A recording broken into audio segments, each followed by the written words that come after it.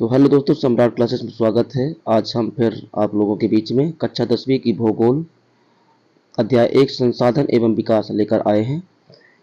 इसके पहले थोड़ा सा हम पहले पाठ के बारे में जानेंगे। महत्वपूर्ण शब्दावली है जो या महत्वपूर्ण तथ्य हैं। इसके बाद हम कुछ महत्वपूर्ण एक नंबर से बनने वाले महत्वपूर्ण प्रश्नों के बारे में जानेंगे और फिर बनने वाले महत्वपूर्ण 3 या 4 नंबर से प्रश्न जो हम चर्चा करेंगे। ठीक है, तो आइए शुरुआत करते हैं। सबसे पहले हम चर्चा करेंगे थोड़ा सा महत्वपूर्ण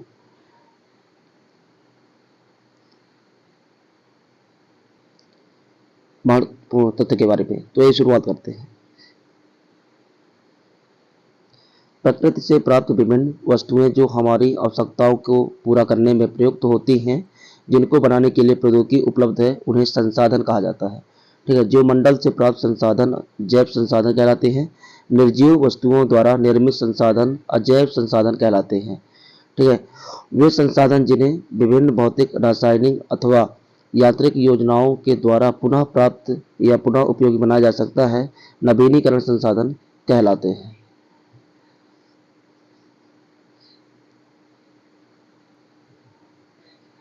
इसके बाद बात करें वे संसाधन जिन्हें एक बार उपयोग में लाए जाने के बाद पुनः उपयोग में नहीं लाया जा सकता तथा इनके निर्माण एवं विकास एक लंबे भूवैज्ञानिक अंतराल में हुआ है, अनवीकरणीय संसाधन कहलाते हैं।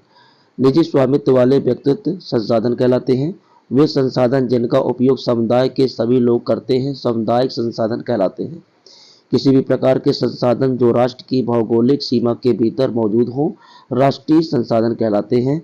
व्यक्तिगत सामुदायिक संसाधनों को राष्ट्र हितों में राष्ट्रीय सरकार द्वारा अभिग्रहित किया जा सकता है। आगे बात करें वे संसाधन जो किसी क्षेत्र में विद्यमान हो परंतु इनका उपयोग नहीं हो रहा है, संभावी संसाधन कहलाते हैं। वे संसाधन जिनका सर्वेक्षण किया जा चुका है, इनके उपयोग की गुणवत्ता तथा मात्रा निर्धारित हो चुकी है, उन्हें विकसित संसाधन कहा जाता है। ठीक है, अगला पॉइंट है प्रकृति में उपलब्ध होने वाले वे पदार्थ जो मानव आवश्यकताओं की पूर्ति करते हैं लेकिन तकनीकी ज्ञान न होने या पूरी तरह विकसित न होने के कारण पहुंच के बाहर हैं, वे भंडार कहलाते हैं। ठीक है, अगला पॉइंट बात करें सतत पोषणीय विकास। इस तरीके से विकास किया जाए जिससे पर्यावरण को हानि न पहुंचे तथा वर्तमान में किए जा रहे विकास के द्वारा भावी पीढ़ियों की आवश्यकताओं की अवहेलना न हो, उन्हें सतत पोषणीय विकास कहा जाता है। ठीक है, अगला पॉइंट है संसाधन नियोजन। ऐसे उपाय अथवा तकनीक जिसके द्वारा संसाधनों का उचित प्रयोग सुनिश्चित किया जा सके। संसाधन संरक्षण, संसाधनों का न्यायसंगत तथा योजनाबद्ध प्रयोग जिससे संसाधनों का अपव्यय न हो। भूमि निम्नीकरण क्या है? तो विभिन्न प्राकृतिक तथा मानवीय क्रियाकलापों द्वारा मृदा का कृषि के योग्य न रह पाना भूमि निम्नीकरण कहलाता है। अगला पॉइंट है निवल अथवा शुद्ध बोया गया क्षेत्र। वह क्षेत्र जहाँ वर्ष में एक बार या एक से अधिक बार कृषि की गई हो उसे निवल अथवा शुद्ध बोया गया क्षेत्र कहा जाता है। अगला पॉइंट है कुल बोया गया क्षेत्र। शुद्ध बोए गए क्षेत्र में परती भूमि को जोड़ना कुल बोया गया क्षेत्र कहलाता है। ठीक है, अगला पॉइंट है परती भूमि किसे कहते हैं? तो वह भूखंड जिस पर कुछ समय खेती नहीं की जाती है, खाली छोड़ दी जाती है, उसे क्या कहा जाता है? परती भूमि कहा जाता है। इसके बाद बात करें बंजर भूमि। वह भूखंड जिस पर कोई पैदावार नहीं होती, जो पहाड़ी, रेतीली अथवा दलदली होती है, उसे बंजर भूमि कहा जाता है। अगला है लैटराइट मृदा। अधिक वर्षा वाले क्षेत्रों में मिट्टी की ऊपरी परत के तेजी से कटाव से निर्मित मृदा को क्या कहा जाता है? लैटराइट मृदा कहा जाता है। मृदा अपरदन क्या है? प्राकृतिक कारकों द्वारा मृदा का एक स्थान से हटना मृदा अपरदन कहलाता है। उत्खात भूमि, प्रवाहित जल तथा पवनों के द्वारा किए जाने वाले मृदा अपरदन से उत्खात भूमि का निर्माण होता है। दोस्तों, बेसिक पढ़ने के बाद अब थोड़ा सा हम आएंगे एक एक अंक वाले जो महत्वपूर्ण प्रश्न बनते हैं, कई बार परीक्षा में बने भी हैं और हालांकि ये सभी बोर्डों के लिए महत्वपूर्ण है, चाहे एमपी बोर्ड हो, चाहे यूपी बोर्ड हो, चाहे बिहार बोर्ड हो, कोई भी स्टेट वाली बोर्ड हो, सभी में जहाँ पे एनसीईआरटी चल रही है वहाँ पे सभी परीक्षाओं के लिए इम्पोर्टेंट है। तो वही शुरुआत करते हैं। पहला नंबर क्वेश्चन है, भारत में सबसे अधिक कौन सी मृदा पाई जाती है, इसका निर्माण किस प्रकार हुआ है? तो उत्तर है जलोढ़ मृदा। इसका निर्माण नदियों द्वारा लाए गए अवसादों से हुआ है। दूसरा प्रश्न है, महाराष्ट्र, सौराष्ट्र, मालवा में कौन सी मृदा पाई जाती है, इस मृदा का निर्माण किस प्रकार हुआ है? तो उत्तर है काली मृदा। इसका निर्माण ज्वालामुखी के मैग्मा तथा आग्नेय शैलों के द्वारा हुआ है। अगला प्रश्न है, मृदा निर्माण की प्रक्रिया में किन्हीं दो महत्वपूर्ण कारक लिखिए। तो गाइस हम आपको यहाँ पे 7 कारक बताई दे रहे हैं। आपको जो भी परीक्षा में 2, 3, 4, 5 पूछे आप अपने अनुसार बता सकते हैं। तो इसका उत्तर है पहला उच्चावच, जनक शैल, जलवायु, वनस्पति, संस्तर शैलें, ह्यूमस तथा समय।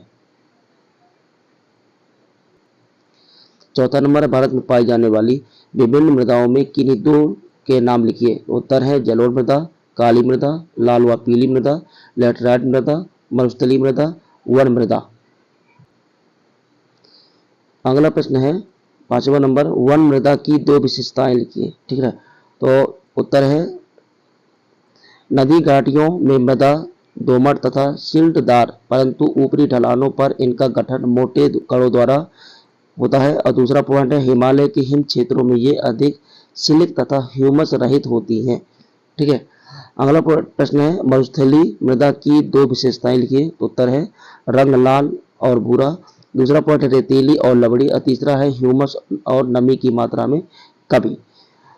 7वां नंबर प्रश्न है, पृथ्वी सम्मेलन 1992 का मुख्य उद्देश्य क्या था? तो उत्तर है पर्यावरण संरक्षण तथा सामाजिक आर्थिक विकास की समस्याओं का हल ढूंढना। प्रश्न नंबर 8वां, वेरी वेरी मोस्ट, कई बार परीक्षा में पूछा जा चुका है। एमपी बोर्ड वाले खासकर ध्यान दें। एमपी बोर्ड में और यूपी बोर्ड में ये क्वेश्चन बना है कि एजेंडा 21 क्या है? तो इसका उत्तर है एक कार्य सूची जिसका उद्देश्य समान हितों, पारस्परिक आवश्यकताओं एवं सम्मिलित जिम्मेदारियों के अनुसार विश्व सहयोग के द्वारा पर्यावरण क्षति, गरीबी और रोगों से निपटना एजेंडा 21 कहलाता है। किन्हीं दो राज्यों के नाम बताइए जहां सोपानी कृषि की जाती है, जिन्हें सीढ़ीदार कृषि कहते हैं। उत्तर है जम्मू कश्मीर, हिमाचल प्रदेश, उत्तराखंड, अरुणाचल प्रदेश, मणिपुर, नागालैंड, मिजोरम।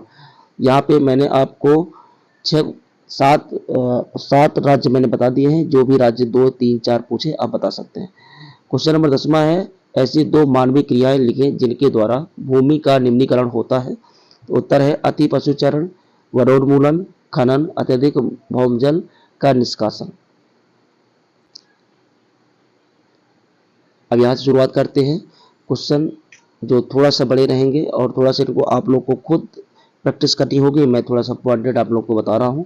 तो शुरुआत करते हैं। पहला क्वेश्चन, संसाधनों के अति उपभोग से कौन कौन सी समस्याएं उत्पन्न हुई हैं? उत्तर है संसाधनों का ह्रास।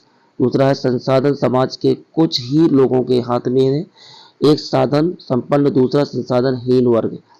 तीसरा है वैश्विक पारिस्थितिक संकट जैसे भूमंडलीय तापमान, ग्लोबल वार्मिंग, ठीक है, ओजोन परत का क्षय, पर्यावरण प्रदूषण, भूमि निम्नीकरण का होना।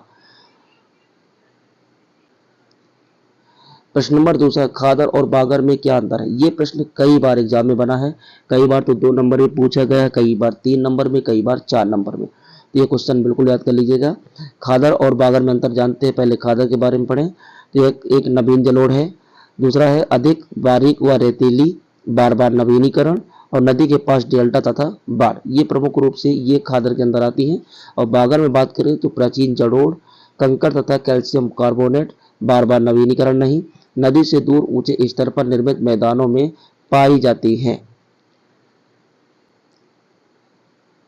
प्रश्न नंबर है 3, पृथ्वी सम्मेलन 1992 पर टिप्पणी लिखो। जो भी क्वेश्चन मिलेंगे आपको शानदार क्वेश्चन मिलेंगे, कहीं ना कहीं परीक्षा में जरूर पूछे गए होंगे। तो उत्तर है जून 1992 में रियो डी जेनेरो ब्राजील में आयोजित 100 से अधिक देशों के राष्ट्राध्यक्ष ने भाग लिया था। विश्व स्तर पर उभरते पर्यावरण के संरक्षण और सामाजिक आर्थिक समस्याओं का हल ढूंढने के लिए आयोजित हुआ। नेताओं द्वारा भूमंडलीय जलवायु परिवर्तन और जैविक विविधता के घोषणा पत्र पर हस्ताक्षर हुए और भूमंडलीय वन सिद्धांतों पर सहमति बनी। ठीक है, अगला प्रश्न है मृदा अपरदन को किस प्रकार रोका जा सकता है, उपायों को लिखो। तो उत्तर है नदियों पर बांध बनाकर उनके बहाव को कम करना, अधिक से अधिक वृक्ष लगाना, मरुस्थलीय क्षेत्रों में कांटेदार वनस्पति लगाकर, पहाड़ी क्षेत्रों में सीढ़ी नुमा खेती बनाकर और मरुस्थलीय क्षेत्रों के किनारों पर पेड़ लगाकर शुद्ध बोया गया क्षेत्र। ये प्रश्न कई बार तो नहीं पूछा गया है लेकिन फिर भी पढ़ना चाहिए क्योंकि टॉपिक के अंदर है तो कभी भी प्रश्न बन सकता है। तो शुरुआत करते हैं शुद्ध बोया क्षेत्र में और कुल बोया गया क्षेत्र में अंतर क्या है। तो पहला पॉइंट है कुल ज्ञात क्षेत्रफल वह भाग जो कृषि के लिए उपयोगी है। भारत के में कुल क्षेत्रफल का लगभग आधा भाग गणना वर्ष में एक फसल के आधार पर कुल बोया गया क्षेत्र में वह क्षेत्र जिसमें कृषि अवधि में से एक अधिक फसल बोना। कुल बोया गया क्षेत्र में भारत में शुद्ध बोए गए क्षेत्रफल से बहुत अधिक गणना वर्ष में एक से अधिक फसलों के बोए जाने का आधार। अगला प्रश्न है अंतर्राष्ट्रीय स्तर पर संसाधन संरक्षण के लिए क्या क्या प्रयास किए गए। उत्तर है 1968 में क्लब ऑफ रोम ने अंतर्राष्ट्रीय स्तर पर व्यवस्थित ढंग से संसाधन संरक्षण के पक्ष में अपनी आवाज उठाई। 1974 में सोमेश्वर ने पुस्तक स्माइल इज ब्यूटीफुल में गांधी के दर्शन की पुनरावृत्ति की। 1987 में ब्रांडलैंड आयोग ने सतत पोषणी विकास की परिकल्पना या संकल्पना प्रस्तुत की। महत्वपूर्ण योगदान पृथ्वी सम्मेलन 1992 के द्वारा किया गया। अगला प्रश्न है 7वां नंबर संसाधन नियोजन से आप क्या समझते हैं, संसाधनों का संरक्षण क्यों आवश्यक है। दोस्तों मैं बार बार कह रहा हूँ परीक्षा की दृष्टि से काफी इंपॉर्टेंट प्रश्न है, इनको बिल्कुल भी नजरअंदाज नहीं करना है। बेहतर नोट्स बनाइएगा, बेहतर तैयारी करिएगा। संसाधन नियोजन संसाधन के उचित उपयोगों की तकनीकी और कौशल, संसाधन सीमित तथा उनका वितरण असमान, विवेकपूर्ण उपयोग के नियोजन अत्यंत महत्वपूर्ण। संसाधन नियोजन की आवश्यकता जो दो वर्गों में बटी थी, सीमित यात्रा में उपलब्ध और अनवीनीकरण। 8वां प्रश्न है स्वामित्व के आधार पर संसाधनों के विभिन्न प्रकारों को समझाइए। अभी आप उठाकर देख लिए परीक्षा की दृष्टि एमपी बोर्ड में लगातार 2 से 3 वर्ष लगातार पूछे गए हैं, ठीक है। यह पिछले वर्ष 2022 के एग्जाम में यह भी क्वेश्चन में आया था, ठीक है। तो स्वामित्व के आधार पर संसाधनों का वर्गीकरण, स्वामित्व के आधार पर संसाधनों के विभिन्न प्रकारों की चर्चा करते हैं। तो जिसमें से 4 भागों में इनको बांटा गया है। जो पहला है व्यक्तिगत संसाधन, ठीक है। व्यक्तिगत संसाधन स्वामित्व में होता है और बाग, चारागाह, तालाब, कुआं आदि इसके खंड में आते हैं। दूसरा खंड बात करें सामुदायिक संसाधन, जो समुदाय के सभी लोगों को उपलब्ध होता है, ठीक है। गाँव की पशुचारण भूमि, श्मशान भूमि और तालाब और नगरीय क्षेत्रों में पार्क, पिकनिक स्थल, खेल के मैदान, ये सामुदायिक संसाधन के अंतर्गत आता है। तीसरा है राष्ट्रीय संसाधन। राष्ट्रीय संसाधन में है तकनीकी रूप से सभी संसाधन राष्ट्रीय हैं। राष्ट्रीय सरकार को अधिकतर की वह राष्ट्र हित में व्यक्तिगत संसाधनों का अधिग्रहण कर सकती है। खनिज संसाधन, जल संसाधन, वन तथा वन जीवन, राजनीतिक सीमाओं के भीतर संपूर्ण भूमि, 12 समुद्री मील तक महासागरीय क्षेत्र में पाए जाने वाले सभी संसाधन राष्ट्रीय हैं, ठीक है। अंतर्राष्ट्रीय संसाधन की बात करें, अंतर्राष्ट्रीय संस्थाओं द्वारा नियम बनाना, तटरेखा से 200 किलोमीटर पर खुले महासागरीय संसाधनों पर किसी देश का अधिकार नहीं। अंतर्राष्ट्रीय संसाधनों की अनुमति के बिना उपयोग नहीं। प्रश्न नंबर 9 है मृदा निर्माण में कौन कौन से कारक उत्तरदायी हैं, स्पष्ट कीजिए, ठीक है। पहला नंबर है सेल मृदा के लिए उचित सामग्री का मिलना। दूसरा है जलवायु, लंबी अवधि में सेलों को छोटे छोटे टुकड़ों तथा कणों में बदलना। तीसरा है पेड़ पौधे, जड़ें सेलों में घुसकर उन्हें तोड़ फोड़ कर देती हैं। अतिचारण, पशुओं तथा निरंतर चराई से सेलों में परिवर्तन संभव। और 5वां वर्षा का जल सेलों के छिद्रों में घुसकर तोड़ फोड़ का कार्य करता है। लंबे समय तक इन कारकों को क्रियाशील रहने से सेलों में टूटने की क्रिया चलती रहती है। धीरे धीरे यह मृदा का निर्माण होता रहता है। अगला प्रश्न, भारत में पाई जाने वाली मृदाओं का वर्णन करो तथा उनका वितरण भारत के मानचित्र पर कीजिए, ठीक है। ये है भारत का मानचित्र। इसके बाद जो प्रथम मिट्टी है उसकी बात करें तो जो जलोढ़ मृदा है, ठीक है, ये संपूर्ण उत्तरी मैदान पर फैला हुआ है। इसका सिंधु, गंगा तथा ब्रह्मपुत्र नदी द्वारा विकसित है। रेत, सिल्ट तथा मृतिका के विभिन्न अनुपात पर है और बहुत उपजाऊ तथा गन्ना, चावल, गेहूं आदि फसलों के लिए उपयुक्त है। दूसरा काली मृदा, रंग काला तथा दूसरा नाम रेगड़ मिट्टी है। ठीक है। कपास तथा मूंगफली की खेती के लिए अत्यंत उपयोगी है। अगला है महाराष्ट्र, सौराष्ट्र, मालवा, मध्य प्रदेश और छत्तीसगढ़ के पठार में पाई जाती है। कैल्शियम कार्बोनेट, मैग्नीशियम, पोटाश, चूने जैसे तत्वों से परिपूर्ण है। तीसरा है लाल और पीली मृदा, लोहे आयरन, इसे लोहे को आयरन कहा जाता है, इसके कणों की अधिकता के कारण लाल रंग तथा कहीं कहीं पर पीला भी है। उड़ीसा, छत्तीसगढ़, मध्य गंगा के मैदान में दक्षिणी छोर तथा पश्चिमी घाट में पहाड़ी पद पर पाई जाती है। ठीक है। चौथा है लेटराइट मृदा, उच्च तापमान और अधिक वर्षा वाले क्षेत्रों में विकसित, भारी वर्षा से अधिक निछालन का परिणाम, ह्यूमस की मात्रा कम।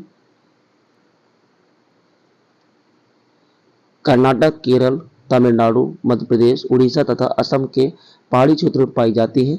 काजू की फसल के लिए उपयुक्त है।